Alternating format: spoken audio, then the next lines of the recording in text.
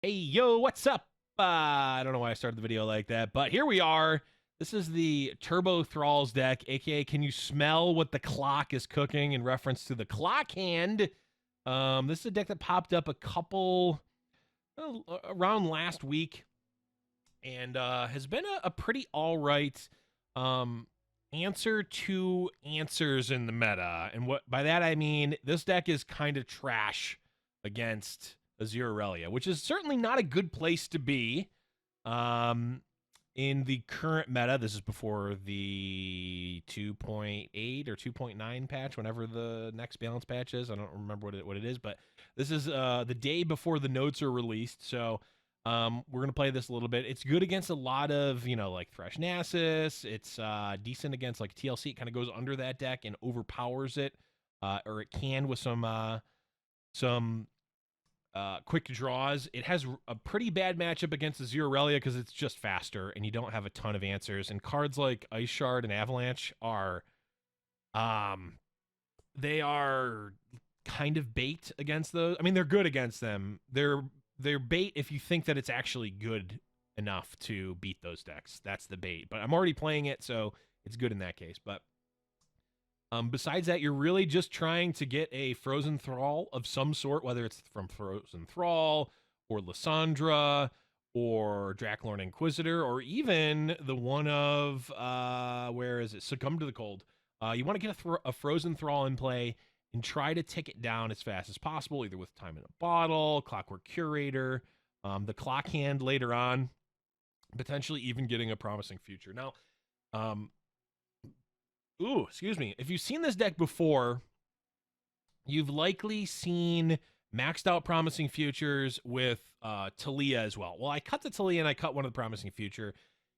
A lot of times, it's Promising Future is okay because it's basically 4 mana, create an 8/8 at some point, kind of. It's not super. It's kind of all right. You're not necessarily looking to like win with Lissandra and the Watcher. Lissandra is mostly like a control tool in this matchup. It gives you a late game win con. It gives you a Thrall. It gives you Tough Nexus and Ice Shards every turn, which is good. You're not going for a combo kill with the Watcher, so you don't necessarily need the double 8/8s. Usually, one or two 8/8s is going to be good enough. So pretty much everything in the deck is around controlling the board, whether it's through AOE, some units, and ticking down your landmarks so that you can get 8/8s in play as fast as possible and start beating down. That's the gist of it. The Clock Hand, I know you can't see it because of my Stream Raiders overlay, sorry. The Clock Hand is a card that is surprisingly very, very good in this deck, as it will likely, create 1 to 2 8/8s when you play it, and will also likely, level up a Lissandra, potentially giving you a Watcher. Red Negation's there for some interaction as well. But Talia got cut. She was more of a win more. Yes, she can create another Thrall, but I just never. It just felt so clunky. And what I want is this deck to be more consistent if possible. So I put in some Aspiring Chronomancers, an additional way to create a Thrall with Succumb to the Cold. But Draklorn Inquisitor, Lissandra, Frozen Thrall itself, and a bunch of ways to either speed up the landmark count, the countdown count, or control the board with Blighted Ravines, Avalanches, and whatnot. So that's the gist of the deck. I had a good amount of success with this in Diamond. I went from, I believe, Diamond 4 up to Diamond 2 with this deck on one of the days. Now, if you're playing the ladder, and I don't know how this deck is going to fare with whatever happens in the patch coming up, so take this with a grain of salt, but it is a fun deck. I would imagine, unless something drastic changes in the meta, it's going to be at least putting forth a powerful game plan. If Azurelia is still kicking around or you're seeing a lot of it, maybe shy away from this one for a little bit or highly tech into it. I can't really suggest doing that. If you're seeing nothing but Azurelia, you probably have to put this one on the bench for a bit. But if you're seeing almost anything else, I guess besides Dravenez. Dravenez is also a hard counter to this because they can just 3 mana, kill your landmark. And if you put resources into that landmark, boy, does that stink. So if you're not seeing Azurelia and you're not seeing Draven Ezreal, this is a good place to be. So I'm going to play a couple games with it and talk through the plays, and also be talking to chat. And of course, you can check me out, twitch.tv/theblevins.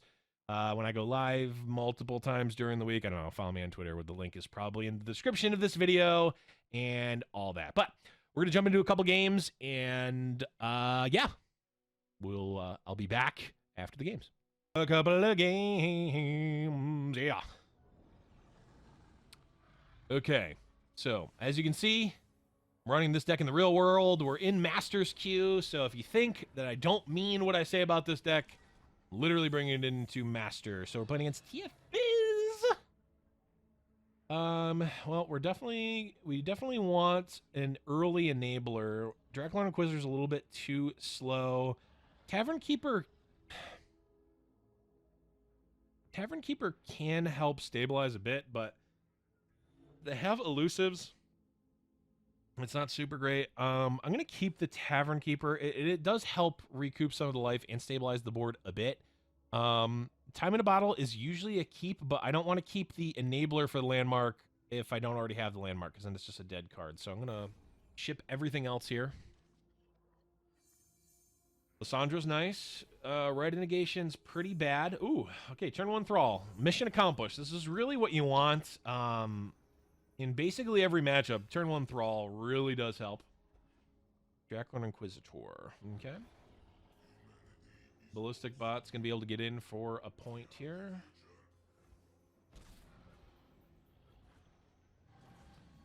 Now,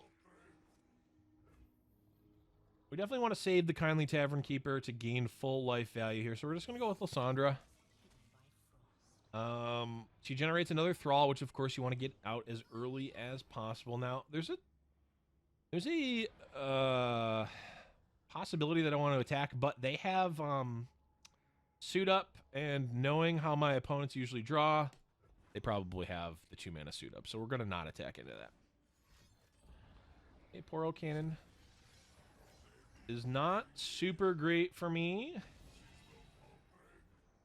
Now, unlike TLC, Lissandra is not necessary to my game plan, so I'm not going to value it too heavily here. I'm actually just gonna block here.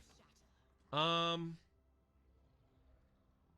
I'm actually just gonna block here. I'm taking a bunch of damage here, but this softens up the board for Avalanche. I'm gonna pass. If they pass back, I think I'm mostly fine with that. As now we have Draculorn, which comes out and now pops a Thrall next turn, which is quite good. If they open attack, I'm not really afraid of this open attack. If they have something like, okay. If they have something like Mind Meld, I have an answer to that.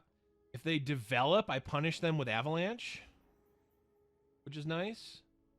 I could attack with this, but again, I'm not really in the business of caring. Their whole board gets wiped by Avalanche, so I'm just going to let that happen. Pick a card's a little bit scary, as leveled up Twisted Fate is definitely annoying to deal with at the very least.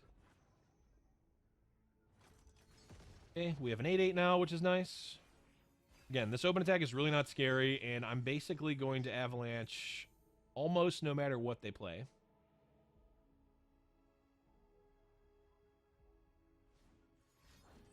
Okay, Rummage. If they level up Twisted Fate, that's very annoying.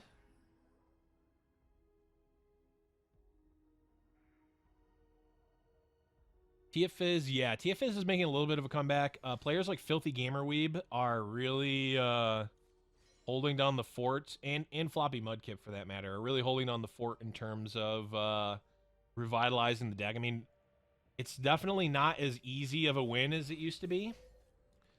All right, this is just an immaculate Avalanche, by the way.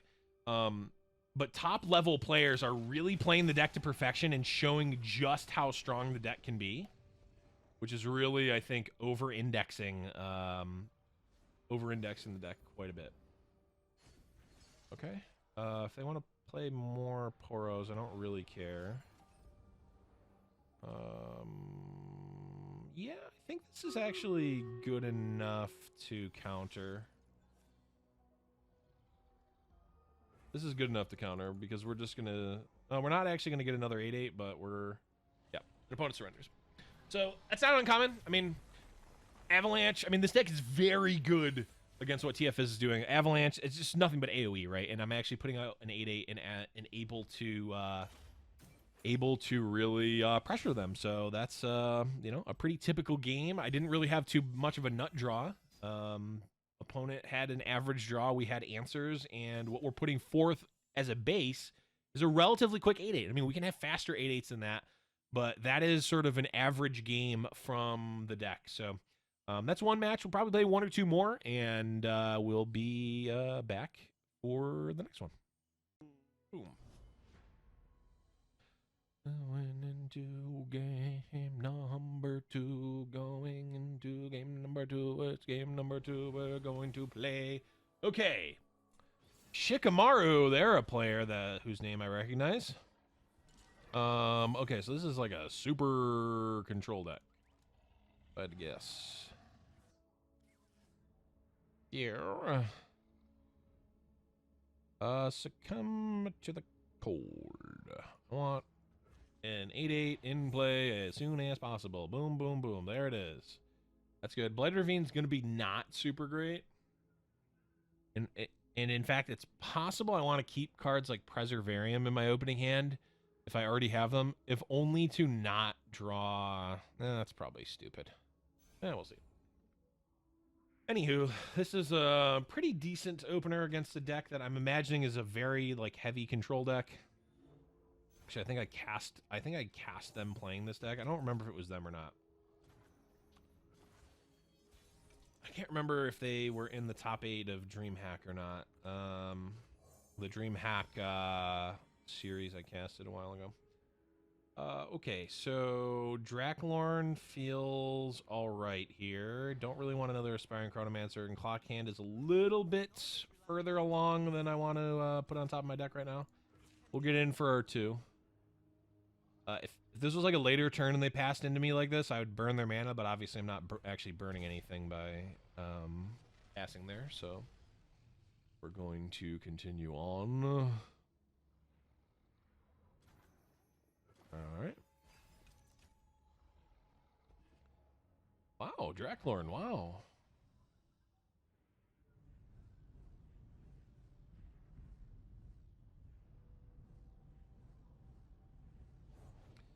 Alright, Solari Priestess. Sure.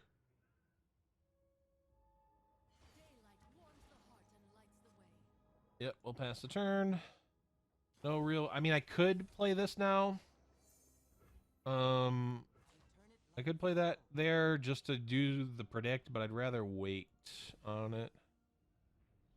So we're going to attack here. They can develop pretty much anything. We'll get our 2 in. Damage is actually quite relevant in this deck because, you know, you're usually winning with 8/8s with Overwhelm, so you can get them down to like 16. That's relevant because that's only 2 8/8s that need to come through. And any additional damage... Yuck. Okay, that sucks. Yeah, this is the type of thing that is annoying, obviously. And given that, it's likely I should have just waited and not played the Promising Future until I had the Rite of Negation back up. So, yeah, that is a mistake. That's the type of thing you need to be wary of, and I think that's the type of thing that you get more used to after playing the deck a lot. And I've played it a decent amount, but I haven't played it this deck a ton, so I'm not used to, you know, being on top of those things as much. So you can now learn through this video to not do stuff like that. Learn from my mistakes.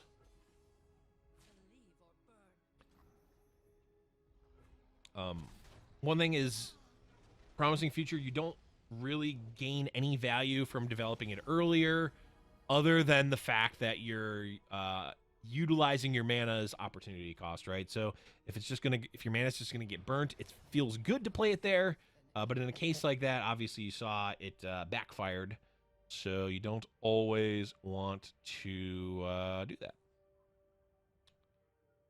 All right, we're gonna pass here. I don't really have anything to do. I could play Blade Ravine to kill this and weaken this, but that's not good. Like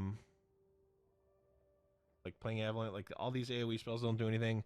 Again, I don't really want to time in a bottle earlier than I need to.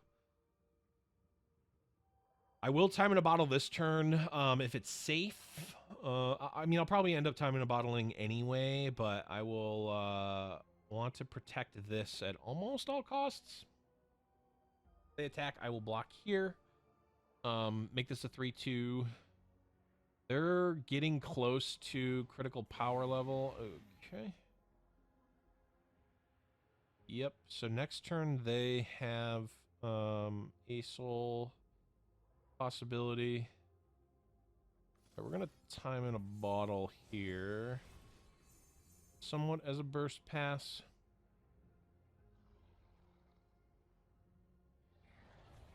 We'll take another Jacklorn.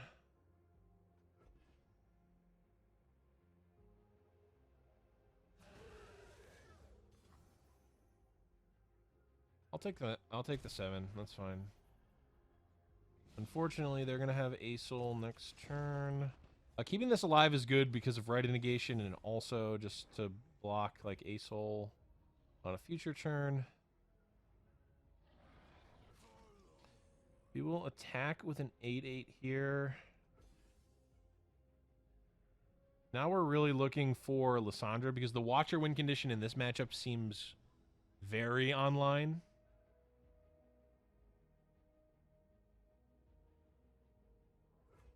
Okay, they take 8. Blade Ravine burnout is absolutely on the table. Granted, it's going to be much harder to do because they have like star shapings and whatnot, but all right, so we will pass here. Ooh, Atrocity burned. That's nice. Granted, I'm not super afraid of Atrocity. We will take the chump here.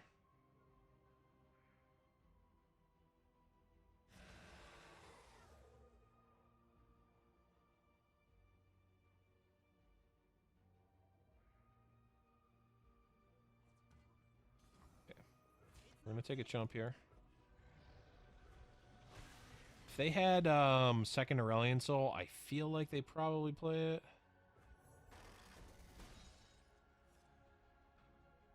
Okay, so now Lissandra is leveled up, which is nice.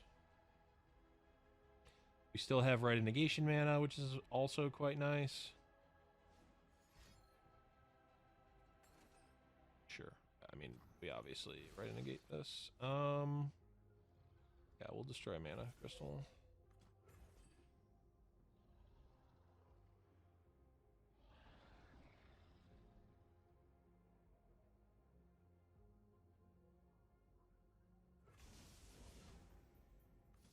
Okay, we will advance a landmark for... Actually, hold on. Let's actually summon a landmark. Okay, that's...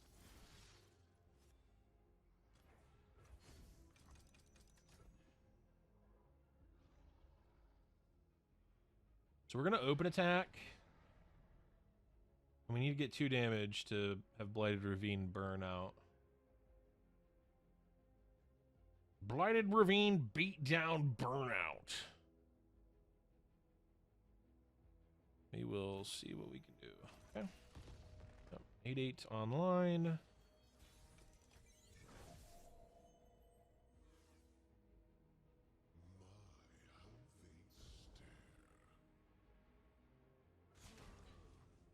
All right, so we will attack.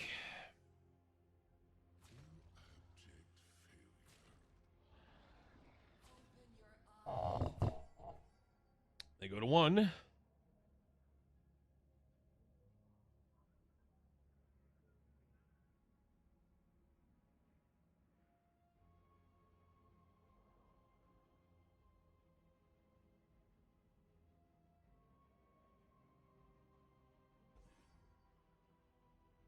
They obviously need to gain a pretty good amount of life here.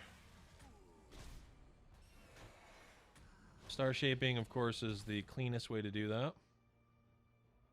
But we actually, well, we beat one star shaping.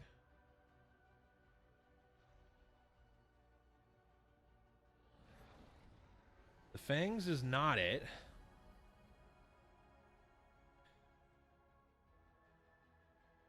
So the cool thing about Blighted Ravine is that it not only kills them, but if they gain life, it also just kills their Aurelion Soul and their fangs.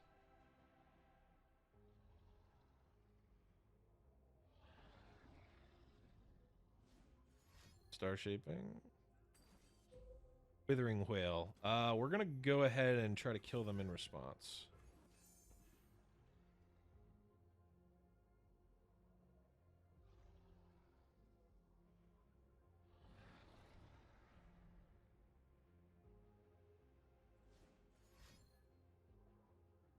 File Feast? Wow. Okay.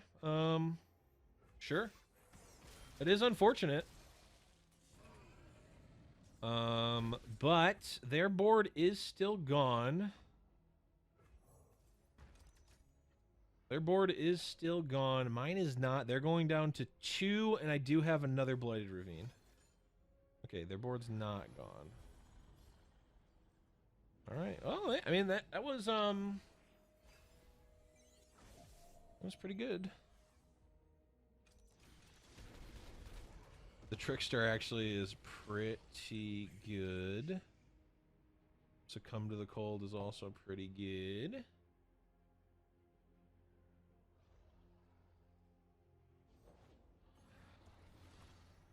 That's fine.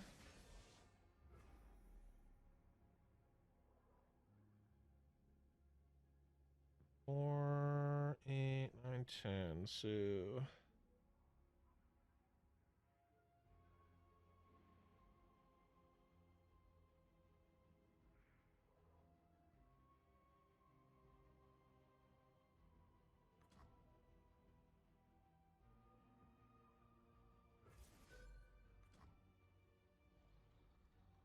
oh. Yeah, that's a little bit risky. I guess I don't want to lose to Hush.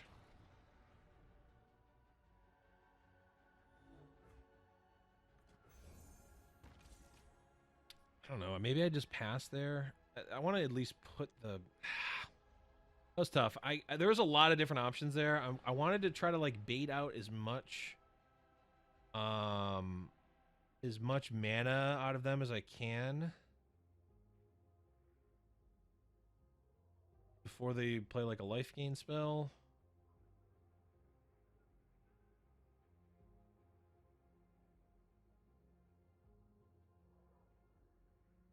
But I guess at the end of the day, I want to play both of these, right?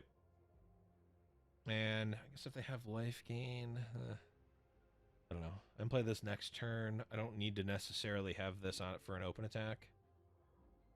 I guess this is a punish. Actually, it's not because this will get stunned. Okay. It's turning out to be kind of an interesting game.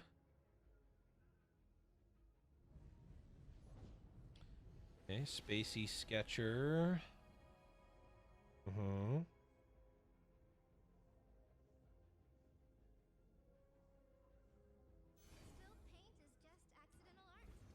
Okay, so what are they looking for with Spacey Sketcher?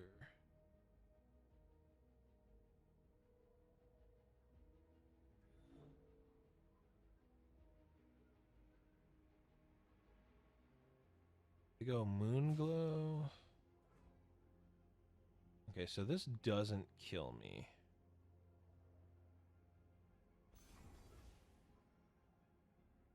Three. Which means that Ravine also doesn't kill me.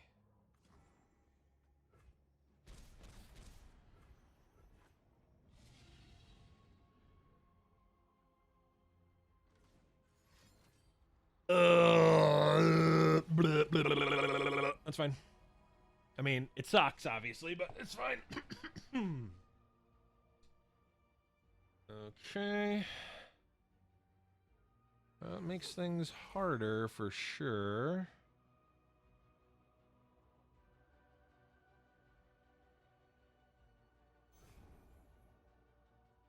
This is gonna wipe their board, which is nice. A shard. Monka.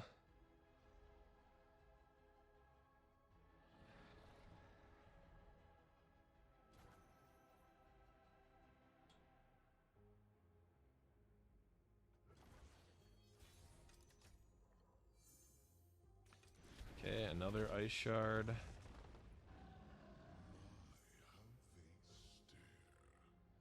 All right, tough Nexus is really nice.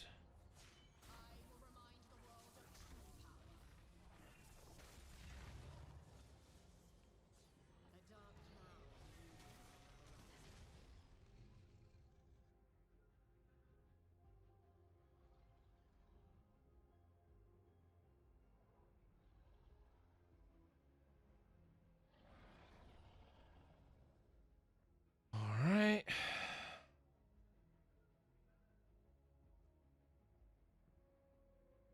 Equinox.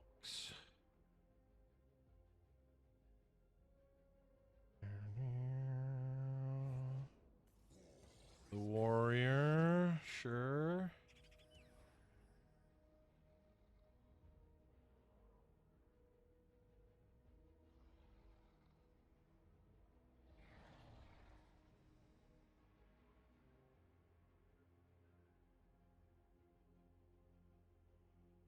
I need to make sure that, like, I don't... I can get hushed by Lissandra, I guess. Or Lissandra can get hushed, so I need to make sure that, like, I can't cast these unless they're completely tapped out of hush mana. Okay. That is annoying, but okay.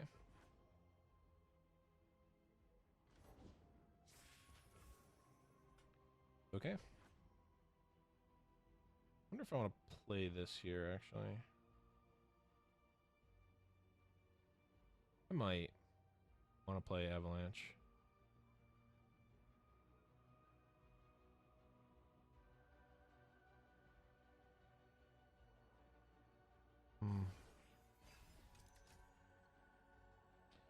Ancient Hourglass is nice. Alright. This is a super close game.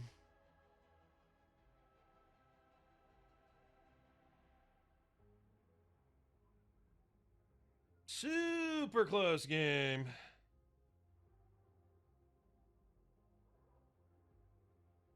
Fortunately, I can't cast any of these ice shards.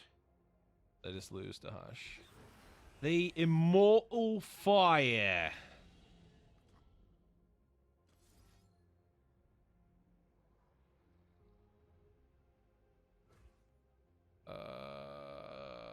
Okay.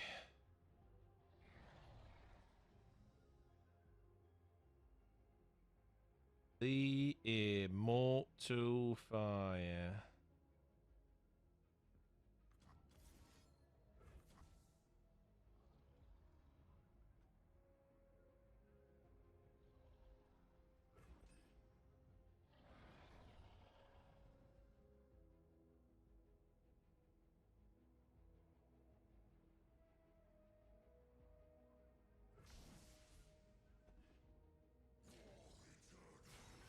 Sure. Sure.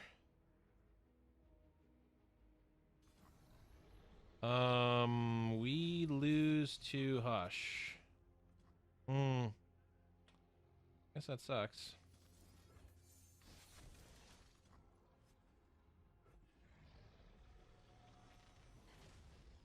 I guess that sucks. I needed to block that. Yep. All right. I think we had a win there, actually. I think we actually could win there. Unfortunately, I think we overthought it a bit too much. Yeah, I should have cast Avalanche on the turn prior.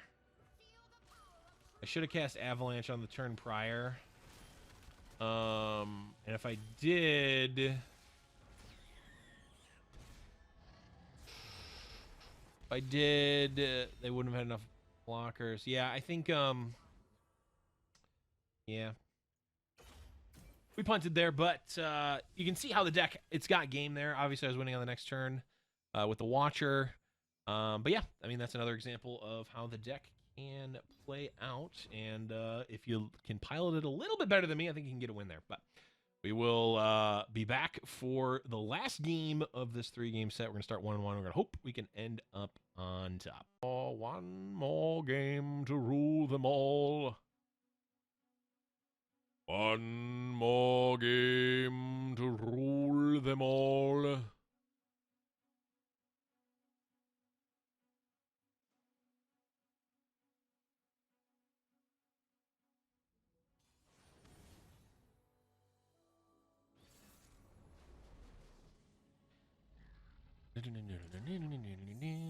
Okay, last game. This is against Thresh Nasus. This should actually be a pretty good matchup in general. I'm going to keep a time in the bottle just because I'm actually going to keep an Avalanche too. I'm going to keep this. I've got Aspiring Chronomancer to try to find an enabler. Plus, it's also a pretty good roadblock early. Promising Future is nice. They don't really have a way to deal with the landmark in general. So we can be pretty aggressive with this. We just need to actually find a landmark enabler. And there's one right there. We, of course, can also have a Watcher win condition. We're going to open attack here. Again, getting chip damage in is very relevant against this deck.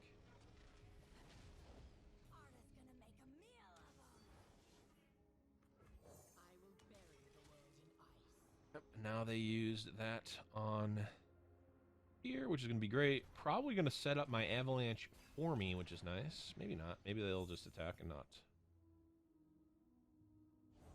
Cool.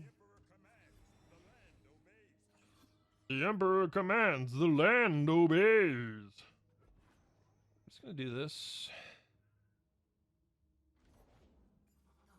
Last win. That's a little bit annoying.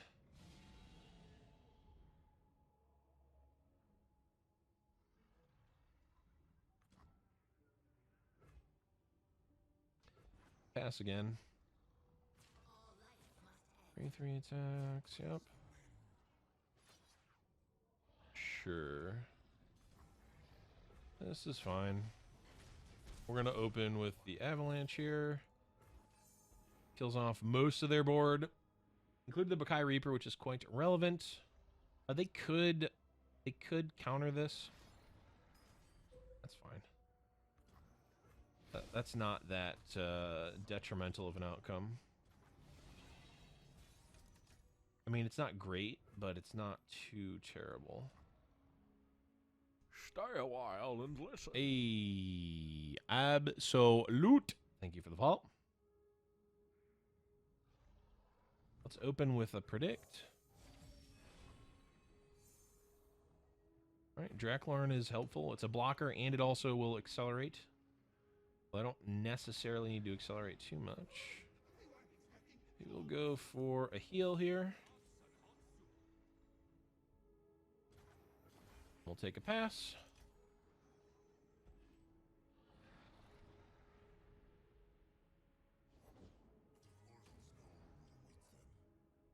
Nasus is fine. Basically gonna try to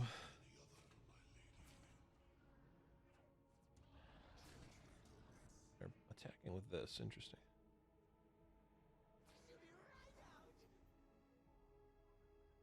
Okay, so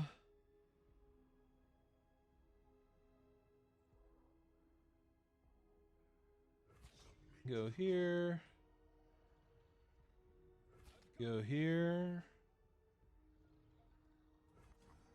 This puts me to 5. Jesus. Jesus.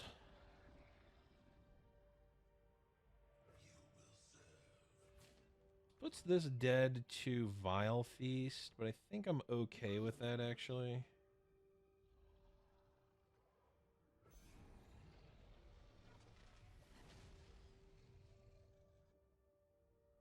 I don't care that much about Vile Feast.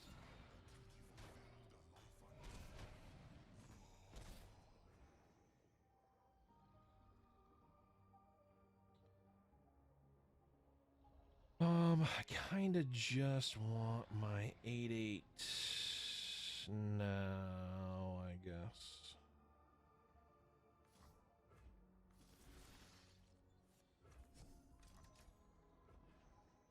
They can still kill this and stop this from happening, but I don't.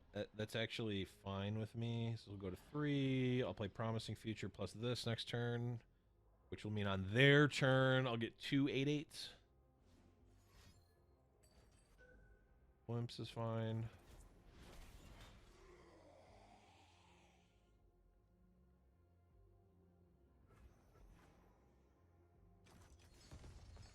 Okay, we get an 8/8. Blighted Ravine. Open with Promising Future. You can counter this. I don't usually run 2 Rite of Negation, though.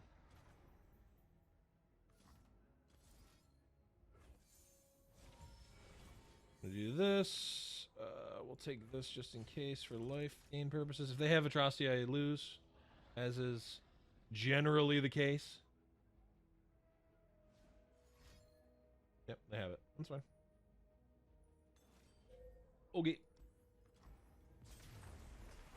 Not really too many ways to deal with that, unfortunately. That's the deck, right?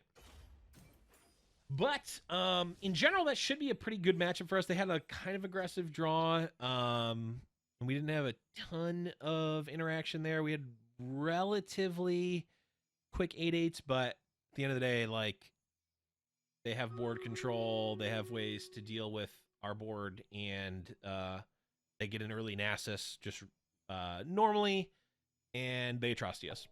That's why that deck is so powerful. So I think that was not necessarily a high roll. Drawing Nasus and Atrocity is not, I wouldn't consider that a high roll, but that is, I think, not indicative of how that matchup ends up. But that's the deck. That's the deck. I think if you want to play something that's a little bit off kilter, a little off meta, that has some different types of win cons. It's got a little bit of a combo-y feel. It can also beat down. It can also be very controlling. I definitely suggest this deck. It is quite fun to play, and I think depending on the meta, it's actually in an all right spot. So definitely check it out, and let me know what you think about it in the comments, and let me know any other decks that you want me to cover in future videos. Hey, you made it to the end of the video. Thanks for that. Do us a favor, leave a comment below and subscribe to the channel if you want to see more. Also, if you want notifications, go ahead and ring the fucking bell.